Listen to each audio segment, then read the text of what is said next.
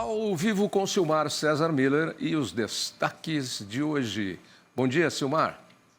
Meu caro Otávio, muito bom dia. Bom dia aos nossos amigos do canal Terra Viva. Como estamos aí de commodities antes dos outros assuntos? Vamos lá, dólar operando com queda nesse final de manhã de quarta-feira, 0,2% abaixo de ontem, R$ 5,02 é a cotação da moeda americana. E o mercado de ações com leve valorização, com o índice Bovespa subindo 0,1%. Lá fora, o petróleo, que subiu muito nos últimos dias, está um dia de queda hoje, caindo 1,3% nesse momento, o tipo Brent, que é referência para o mercado internacional, é cotado a $86,30 o barril. Mercado de commodities agrícolas com predominância de quedas, mas com uma exceção importante, soja voltando a subir. Boa notícia para os nossos produtores que estão precisando de preço melhor. Soja com boa alta, em torno de 13 pontos nesse momento, 1,1% acima do fechamento de ontem. E outro produto que opera em alta é o suco de laranja, mas isso não é novidade, porque o mercado está escasso de produto, portanto os preços já vêm subindo bastante ao longo das últimas semanas, dos últimos meses. Agora, na contramão, quase tudo em queda aqui, milho caindo 0,3% na Bolsa de Chicago, trigo cai mais, 1,6%, lembrando que o trigo subiu muito nos últimos dias, depois daqueles incidentes lá envolvendo o porto de Odessa, na Ucrânia, atacado por drones russos. Agora, hoje é um dia de desconto, o pessoal aproveita o preço mais alto para vender um pouco, o preço do trigo caindo em Chicago 1,6%. Algodão também cai, 0,9%, açúcar bruto também não é diferente, menos 0,6%, cacau caindo 2,1%, café arábica em Nova York também com queda, 0,3%, e o boi gordo, mercado futuro da B3, pelo menos o contrato mais próximo aqui, com queda forte até de 0,7%, Tavinho. E, Silmar, vamos então a outros assuntos. O governo federal anunciou a liberação de 606 milhões de reais destinados aos agricultores de mais de 600 municípios em 9 estados do Brasil. O programa Garantia Safra é uma espécie de seguro para os agricultores que enfrentam perdas de safras devido às condições climáticas desfavoráveis, como seca ou enchentes. Funciona assim: se o agricultor tiver uma queda de produção de pelo menos 50%, ele recebe um auxílio único de R$ 1.200. Para se qualificar, é necessário ter uma renda mensal de até um salário mínimo e meio. O pagamento segue um cronograma semelhante ao de outros benefícios sociais. Nós temos aí uma parceria com a Caixa Econômica, onde mais de 98% desse benefício hoje é disponibilizado na conta poupança digital. Então, é a mesma modalidade que muitos dos agricultores já têm recebido aí o Bolsa Família e outros auxílios. Então, a Caixa Econômica disponibiliza esse valor através das contas poupança digital. É muito fácil, o agricultor hoje com acesso à tecnologia, eles conseguem aí tranquilamente acessar esse benefício. Estamos no processo de finalização da análise de verificação de perdas, onde mais municípios desses estados podem eventualmente ter autorização também do pagamento, além dos estados do Maranhão e do Amazonas. O Amazonas, eles entraram no Garantia Safra em 2021, desde que é uma situação diferenciada, porque lá é pela questão das cheias dos rios. Então, a gente teve todo um processo de metodologia alterado para poder fazer com que o estado do Amazonas pudesse participar. Pois é, Silmar, ajuda, né? É uma ajuda aí que, de qualquer forma, vem em boa hora, porque as condições adversas aí foram muitas e as perdas grandes. Na verdade, eu diria que é um refresco, também, porque é pouco dinheiro, Atinge basicamente pequenos produtores que foram mais prejudicados com as condições climáticas negativas, e só uma parte das suas necessidades, não é muito dinheiro para cada um, mas não atinge o grosso da produção que se perdeu este ano, ainda está no aguardo aqui de alguma medida mais forte por parte do governo, que inclui mudanças em termos de crédito, por exemplo, prorrogação de dívidas, que é o caso das perdas por médios, também por grandes produtores no Mato Grosso, por exemplo, praticamente perdeu um terço da sua produção desse ano por conta daquela seca lá entre janeiro entre dezembro e janeiro, que afetou basicamente a produção de soja, um rombo aqui na produção de soja, afetando produtores desse estado e também de estados vizinhos, como Goiás, por exemplo. O Oeste Baiano também sofreu muito com isso. E sem contar os estados que sofreram com perdas por excesso de chuvas, caso do próprio Rio Grande do Sul. E aí atinge produtores de outro porte, de outro patamar, e com necessidade de recursos muito maiores. Os produtores do Mato Grosso já estão ansiados aqui, na expectativa de alguma sinalização do governo. O ministro ontem sinalizou alguma possibilidade de estudo ainda para a prorrogação de dívidas, as dívidas que vencem esse ano, por exemplo. Até agora, nada anunciado, e os prejuízos se acumulam e o produtor começa a ficar muito preocupado, se não diria até um pouco apavorado pela falta de alguma sinalização do que vai acontecer. Tem contas que estão vencendo, a colheita é menor, os preços estão muito baixos, tanto para a soja quanto o milho, então isso também não ajuda na comercialização. Então está aí o pessoal todo aguardando uma sinalização do governo, o ministro dizendo que isso sai ainda no final do mês. Até agora não tem nada ainda de concreto, Otavinho. Ontem eu estava conversando com o pessoal da Serasa Agro, né? A Serasa, que é uma empresa controladora de crédito e de ficha limpa e ficha suja no mercado, que sempre foi, mas que vem aperfeiçoando seus serviços cada vez mais. Hoje já atua em várias áreas. Essas certificações digitais que às vezes a gente faz e aprova pelo próprio celular, uma das tecnologias é da Serasa Experian. Mas de 3 anos para cá eles entraram na área do agro e vão fazer um evento agora no mês que vem, com o apoio do nosso Terra Viva, exatamente sobre essa questão do crédito e a questão da dívida. Um evento de esclarecimento que é muito legal, porque existe muito crédito disponível que o produtor não sabe sacar, não sabe utilizar. Existem outras ferramentas hoje. E o representante, que é o responsável pela Serasa Agro, ele me dizia que é preciso fazer uma diferenciação entre a dívida, porque existem 2 dívidas. Existem agricultores ou produtores que já estavam endividados e entraram em recuperação judicial e não cumpriram as etapas que tinham que cumprir e agora estão numa situação que vai ladeira abaixo. E tem os que entraram por conta dessas adversidades climáticas que nós tivemos. Então, são 2 casos. Ele estava explicando isso. E é preciso separar um do caso do outro, né? Para mim, está preocupado aqui com excesso de pedidos de recuperação judicial, né? É a famosa concordata, é o termo antigo disso aí, né? Que agora está sendo muito, eu diria até forçado um pouquinho por advogados, procurando produtores, sugerindo esse tipo de medida. Só que aí gera um efeito em cadeia, pode depois, mais lá na frente, prejudicar o próprio crédito, né? Desses produtores que vão diretamente para esse tipo de medida, quando tem outras soluções aí que estão sendo aguardadas que poderiam amenizar essa situação, como essa que eu citei aqui. O governo está preocupado com isso, ele está estudando realmente, principalmente prorrogação de prazos, né, para pagamento de dívidas. Praticamente quase todas as dívidas que vencem esse ano seriam prorrogadas. Então, isso é muito mais interessante aqui do simplesmente partir imediatamente para uma ação judicial, né, de recuperação, que acaba prejudicando até o próprio crédito lá na frente. Então, existe um certo risco, um temor de risco aqui por parte de algumas entidades e do próprio governo. O ministro já manifestou essa preocupação pelo excesso. A preocupação do pessoal da Serasa Agro na entrevista de ontem era exatamente isso. Preocupação pelo excesso de pedidos de concordata, né? Como a gente conhecia antigamente. Porque a concordata não resolve o problema, ela te põe numa situação onde você tem que cumprir determinadas regras. E se você não for regrado e não tiver um planejamento e souber administrar isso, você acaba caindo num buraco pior do que o que você estava. Então, por isso que eles vão fazer esse evento, que é para justamente sinalizar que existem... a primeira condição é conversar com para quem você deve. Essa é a regra básica de qualquer negócio. Vamos conversar. Espera aí, eu não estou dizendo que eu não vou pagar. Agora eu estou com uma dificuldade aqui, eu preciso de um... Porque você ir direto para a concordata é complicado, e é exatamente isso.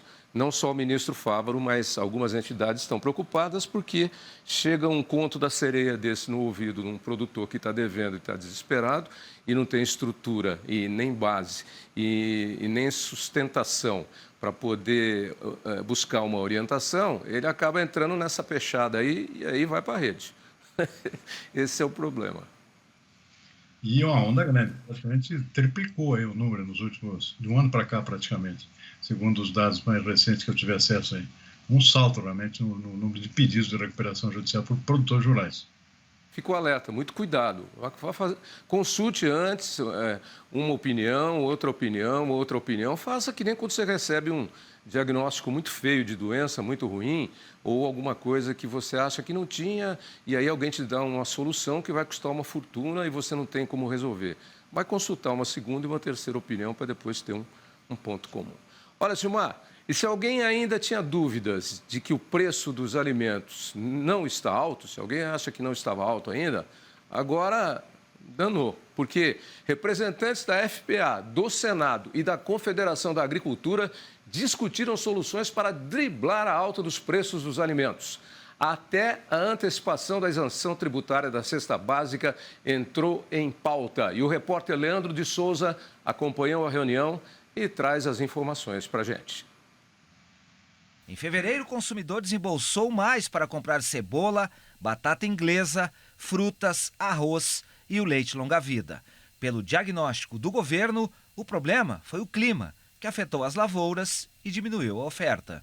Mas se o cidadão é quem paga o preço da inflação, isso não significa que o produtor esteja faturando mais. Pelo contrário, o aumento da oferta de arroz no Rio Grande do Sul, por exemplo, não diminui o preço do cereal para o consumidor. Já quem produz o grão teve uma queda de preço de mais de 20%.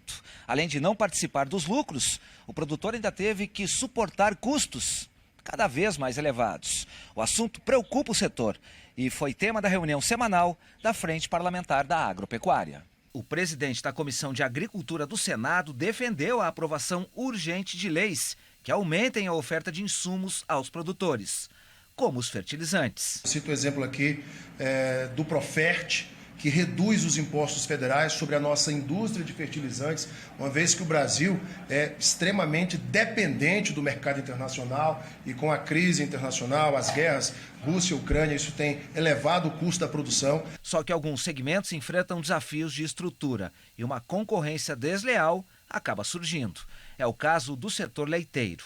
A suspeita é de que grandes laticínios estejam combinando preços, o que é proibido. Além disso, a Argentina e o Uruguai inundaram o mercado brasileiro com produtos lácteos suspeitos de triangulação, já que as tarifas para a entrada do produto do Mercosul no Brasil são facilitadas. Agora, o Congresso deve investigar o comportamento da cadeia produtiva leiteira. Isso é muito grave para o produtor de leite, mas é grave até para a segurança alimentar do brasileiro. Leite é um alimento essencial, leite é um alimento importante, os seus derivados também são importantes, os queijos, os iogurtes e a participação dele na dieta do brasileiro. E por que isso é sério?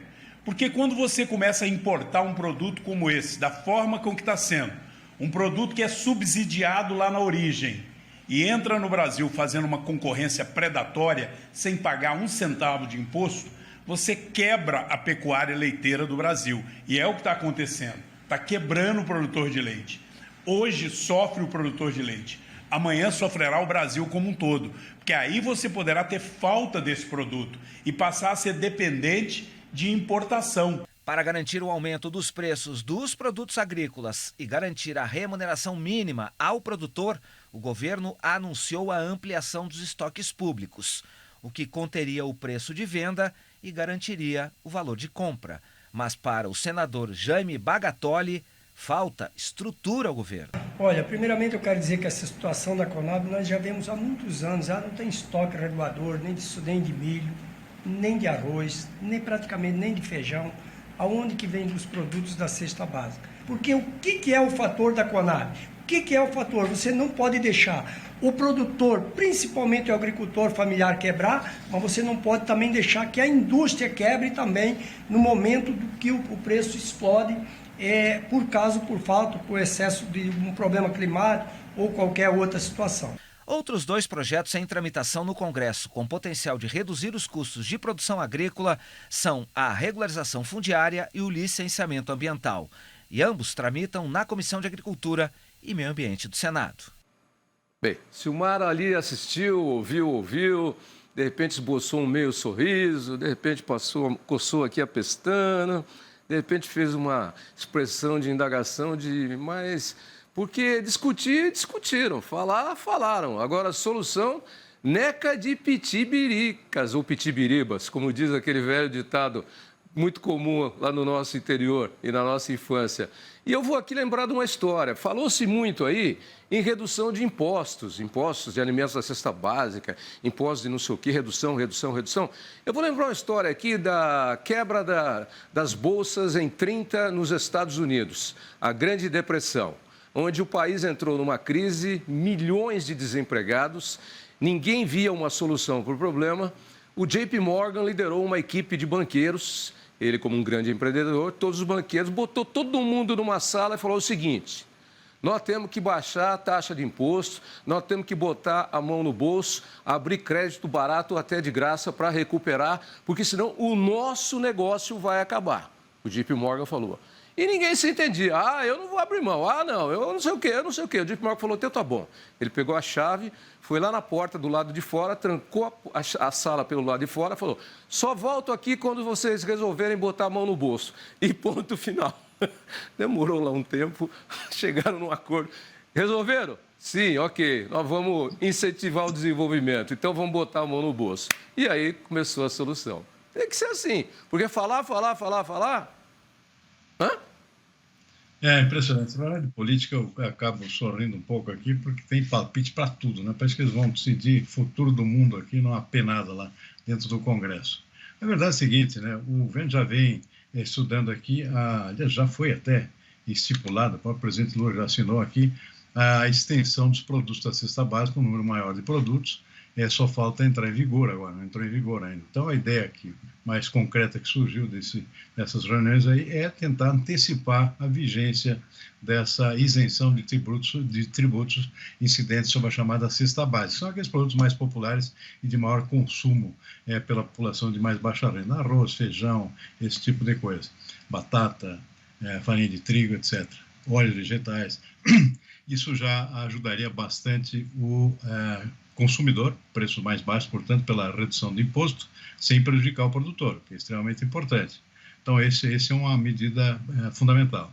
E a outra é uma política que já vem sendo estudada também, que é a volta dos estoques públicos, ou seja, a Conab, claro, com a estrutura precária que tem realmente no momento, em termos de armazéns, mas pouco a pouco já vem atuando, já atuou bastante no mercado de milho no ano passado para tentar melhorar o preço do milho aos produtores, ao mesmo tempo que montam um estoque que pode entrar no mercado quando o preço sobe demais, ou seja, é o efeito aí de proteger também o consumidor. Isso está fazendo falta, né? Realmente os chamados estoques reguladores. Resolve a situação do produtor quando o preço está muito baixo, porque retira uma boa parte do produto do mercado para a formação de estoques, e depois, com o estoque na mão, tem condições de entrar no mercado, provocando uma certa regulação dos preços quando eles sobem demais. Essa é a função dos estoques.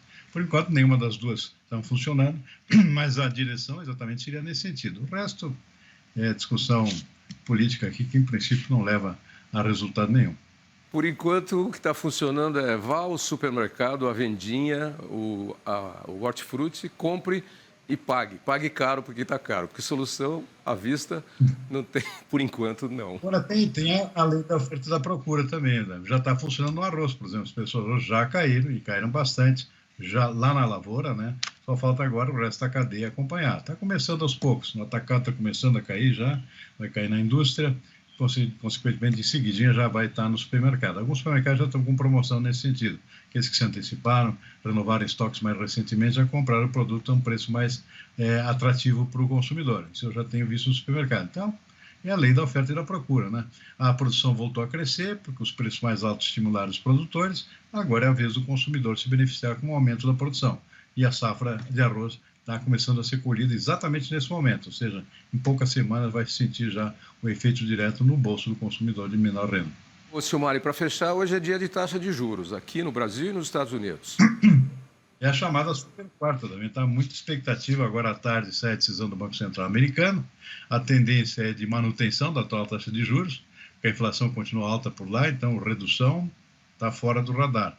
A expectativa é por quanto tempo que o Banco Central americano, Federal Reserve, vai sinalizar a continuidade, ou seja, vai continuar por muito tempo, vai depender do comunicado que sai logo depois da reunião, sobre o que pode acontecer na frente. O que vai acontecer hoje, o mercado já comprou a ideia de que não vai acontecer nada. E no Brasil, aqui, já dentro do previsto, também um corte de 0,5%, sem novidades nesse sentido. E aqui também, o interesse maior está no comunicado que vem depois, ou seja, vão continuar os cortes de taxa de juros daqui para frente, na medida que a inflação aqui está voltando a dar as caras também, ou seja, vamos ter novos cortes pela frente ou somente um novo corte pela frente. O pessoal está falando muito aqui que o plural e o singular vão funcionar bastante em termos de sinalização no comunicado do Banco Central que sai depois da reunião. Ok, amanhã a gente analisa então o resultado, mas já tem aí uma prévia tanto para cá quanto para o Banco Central americano. Boa quarta-feira para você, super quarta, e até amanhã, Silmar. Gustavinho, amanhã eu tenho o prazer de participar ao vivo aí, se você me permitir. Como sempre, você é sempre bem-vindo. Aliás, hoje eu vou ter a Luísa Cardoso ao vivo. Eu acho que todo mundo está querendo fazer ao vivo de novo. Esse negócio que ficou com a pandemia aí de online, é muito cômodo, mas quem sabe faz ao vivo, como diz o meu amigo Faustão, né? Então, amanhã você vem para cá e depois te dou uma carona de volta, tá bom? Combinado. Daqui a pouquinho. Até amanhã.